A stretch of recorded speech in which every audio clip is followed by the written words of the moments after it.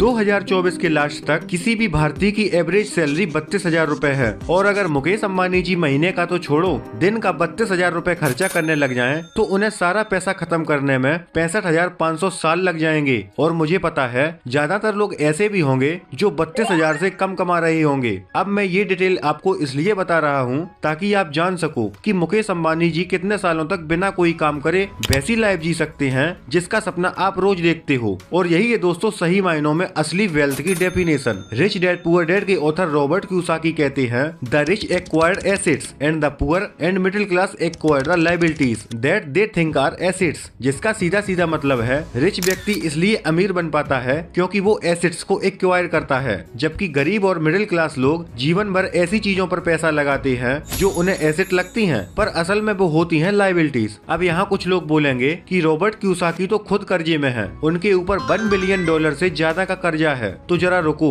आगे मैं आपको बताऊंगा कि वो कर्जा किस चीज का है। और यही वो मेन रीजन है जो पुअर और मिडिल क्लास लोगों को ऊपर उठने ही नहीं देती। और इसलिए उन्होंने लिखी रिच डैड पुअर डैड, एक ऐसी बुक जो फाइनेंशियल जर्नी का एक क्लियर रोड मैप देती है। क्योंकि रॉबर्ट कियोसाकी ने इस बुक में कुछ ऐसे की लेसन बताए हैं जो स्टेप बाय स्टेप आपके माइंड को डेवलप करके आपको फाइनेंशियल फ्रीडम की ओर ले जाएंगे। और दोस्तों अगर आपने इन लेसन्स को अच्छे से समझ लिया तो आपको असली वेल्थी बनने से कोई रोक ही नहीं सकता। So let's begin. Lesson number 1, importance of cash flow. देखो कंसेप्ट बहुत ही सिंपल है, पर अक्सर लोग समझ ही नहीं पाते। रिच होने का मतलब ये नहीं है कि आपके पास बहुत सारा पैसा हो, बल्कि आपके पास कितना पैसा रेगुलरली आ रहा है। एग्जाम्पल के लिए बिहार के सुशील कुमार को ही देख लो, जिन्होंने 2011 में कौन बनेगा करोड़पति में 5 करोड़ रुपए जीते थे, पर फिर भी वो आज की डेट में बैंक करप्ट हो गए क्योंकि उन्होंने कभी भी कोई एसेट बिल्ड ही नहीं किया, बल्कि पूरा पैसा लायबिलिटीज और इधर उधर की चीजों में खर्च कर दिया। और तो और उन्हें एल्कोहल का एडिक्शन भी हो चुका है। इन्हीं की तरह बहुत सारे मिडिल क्लास लोग बहुत सारी ऐसी ही चीजें उठाकर लाते हैं जो उन्हें खर्चा करने पर मजबूर करती है। वहीं रिच माइंडसेट वाले लोग ऐसी चीजों पर पैसा लगाते हैं जो उन्हें लॉन्ग टर्म में रियल रिच बनाती हैं, जैसे कि real estate, land, index fund,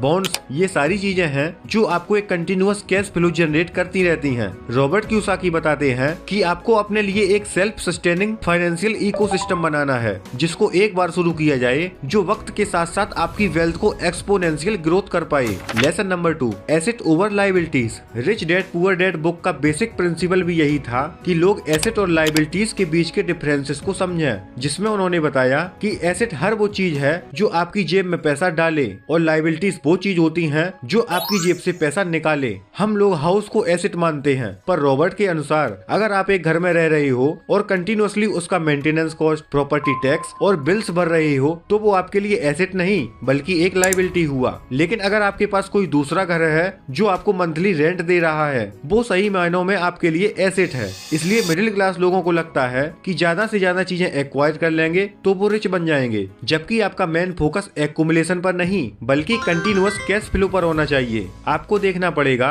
कि कौन कौन सी चीजें आपके लिए कैश ला रही हैं और कौन कौन सी चीजें पैसा खत्म कर रही हैं। आप किसी भी बड़े सेलिब्रिटी या क्रिकेट प्लेयर को ही देख लो, उनका कोई न कोई अपना बिजनेस है जिसमें उन्हें कोई काम नहीं करना पड़ता, पर फिर भी वहाँ से पैसा आता रहता है। या कोई न कोई प्रॉपर्टी होगी जिससे उन्हें मंथली रेंटल पेमेंट आती रहती है, या फिर कई सारे ऐसे स्टॉक्स हैं जिनसे रेगुलरली डिविडेंड मिलता रहता है। एग्जाम्पल के लिए लेट राकेश झुनझुनवाला जी की वाइफ रेखा झुनझुनवाला को मार्च क्वार्टर में 224 करोड़ का डिविडेंड मिला है। अब है lesson number 3, work to learn not to earn. क्या आपको याद है कि आपने आखिरी स्किल कौन सी सीखी जिसने आपको खूब सारा पैसा कमा कर दिया? दोस्तों कोई भी नहीं। और यही प्रॉब्लम है पुअर और मिडिल क्लास लोगों की। हमें सिर्फ कमाई करनी है, नौकरी करनी है जिससे हम हमारी फैमिली का पेट पाल सकें। दरअसल 18-19 साल तक स्कूल में हमें यही सिखाया जाता है, इसलिए जब हम स्कूल से बाहर आते हैं तब हमें लगता है कि पढ़ के क्या ही कर लिया, इसलिए हम कुछ नया करने का ट्राई ही नहीं करते।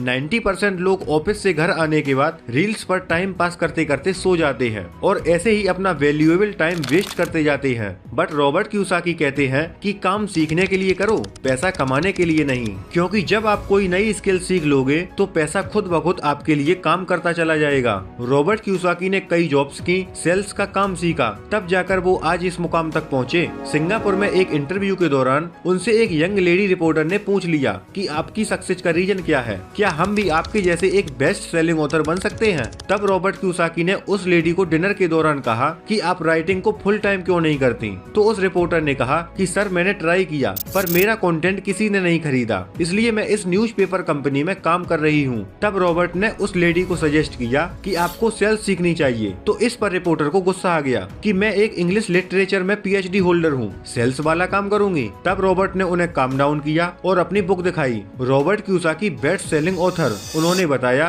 कि मैं बेस्ट राइटर नहीं हूँ बल्कि एक बेस्ट सेलर हूँ। पहले मैं भी आपकी तरह स्ट्रगल कर रहा था, फिर मैंने सेल्स वाला काम शुरू किया ताकि मैं कुछ बड़ा क्रिएट कर सकूं। इसलिए you should never work to earn, always work to learn. ना जाने कब कौन सी लर्निंग कहाँ काम आ जाए, कुछ पता नहीं। Lesson number 4, understand taxation. India में सिंपल सा रूल है कि अपनी कमाई हुई इनकम पे पहले टैक्स भरो, फिर बाद में घर ले जाओ। रॉबर्ट कियोसाकी कहते हैं कि ये जो ट्रेडिशनल अप्रोच है ना, इससे बाहर निकलने के लिए आपको टैक्सेस और कॉर्पोरेशन के बारे में समझना होगा। रिच लोग इसलिए रिच होते हैं क्योंकि वो वाइजली टैक्स को बचा लेते हैं। वहीं एक मिडिल क्लास इंसान एक अच्छे बच्चे की तरह गवर्नमेंट की सारी बातें मानता है और हर महीने टैक्स पे टैक्स भरता चला जाता है, क्योंकि उनको डिडक्शन क्लेम करना या टैक्स सेव करना कभी सिखाया ही नहीं गया। पर रॉबर्ट कहते हैं कि कॉर्पोरेशन बहुत सारे टैक्स बेनिफिट देती है। आप एक्सपेंसेस क्लेम कर सकते हो, डिडक्शन ले सकते हो और लीगली टैक्स भी सेव कर सकते हो। इसलिए टैक्स को समझो और उसका फेयर यूज करो।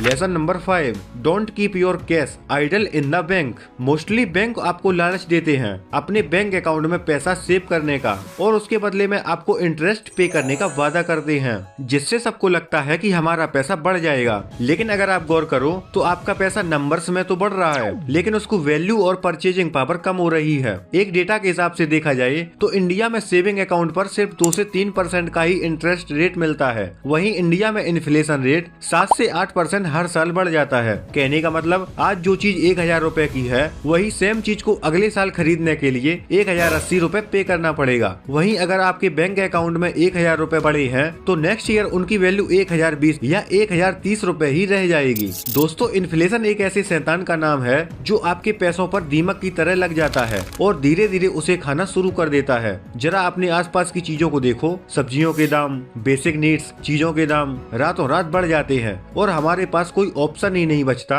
और हमें वो महंगा सामान खरीदना ही पड़ता है। पर क्या बैंक्स इस बढ़ती महंगाई में हमारी मदद करते हैं? बिल्कुल नहीं। अगर बैंक से पैसे निकलने के बाद इसकी परचेजिंग पावर 0 है तो वो पैसा या नोट आपके लिए एक टॉयलेट पेपर के समान है। इसलिए आपको ज्यादा पैसा बैंक में नहीं रखकर एक्स्ट्रा इनकम के सोर्स में इन्वेस्ट करना चाहिए। इनसे अच्छा है इंडेक्स फंड और म्यूचुअल फंड, जो आपको 12 से 15% का एनुअल रिटर्न ऑफर करती है। लेसन नंबर 6, गुड डेब्ट वर्सेस बैड डेब्ट। मान लो आपके पास एक क्रेडिट कार्ड है जिससे आप जब मन करे जो मन करे खरीद लेते हो, बस स्वाइप किया खरीद लिया। लेकिन जब महीने के अंत में बिल भरने की बारी आती है तो आपका बैंक अकाउंट खाली पड़ा होता है। नौकरी लगते ही गाड़ी बुक कर लेना, EMI पर बाइक ले लेना, ये सब निशानियां हैं बैड डेब्ट की, जो हमेशा आपका बैंक अकाउंट खाली कर देती हैं। और जो $1 बिलियन का रॉबर्ट कियोसाकी ने डेब्ट लिया था वो है गुड डेब्ट। तो आओ जरा इसे जान लेते हैं। सपोज करो आपने कोई 1 करोड़ की प्रॉपर्टी बाई कर ली, जिसमें आपने 20 लाख रुपए की डाउन पेमेंट की और बाकी बचे 80 लाख रुपए की EMI बनवा ली।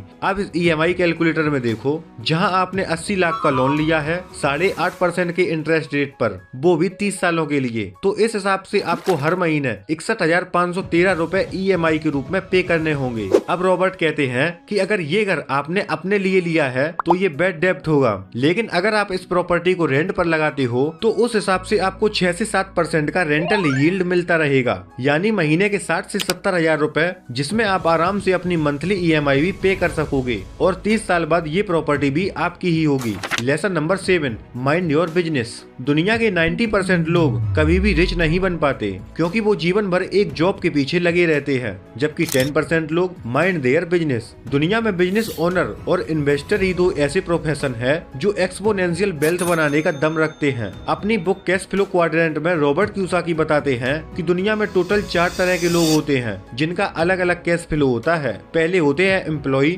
दूसरे सेल्फ एम्प्लॉय, फिर राइट क्वाड्रेंट में आते हैं बिजनेस ओनर्स और इन्वेस्टर, और यही राइट साइड के लोग दुनिया की मोस्ट ऑफ वेल्थ को कंट्रोल करते हैं, जिसमें बिजनेस ओनर्स को 9 to 5 की जॉब नहीं करनी पड़ती। पैसिव इनकम का सबसे अच्छा सोर्स भी होता है। इसलिए 2025 में mind your own business in the best option for financial freedom. तो दोस्तों, इन 7 लेसन्स को यदि आपने अपने जीवन में अप्लाई कर लिया तो आपको 2025 में रियल रिच बनने से कोई रोक ही नहीं सकता। और दोस्तों, ये वीडियो अगर पसंद आई है तो वीडियो को लाइक करके चैनल को भी सब्सक्राइब करके हमारा सपोर्ट करना। अब मिलते हैं दोस्तों नेक्स्ट वीडियो में, तब तक के लिए जय हिंद, जय भारत।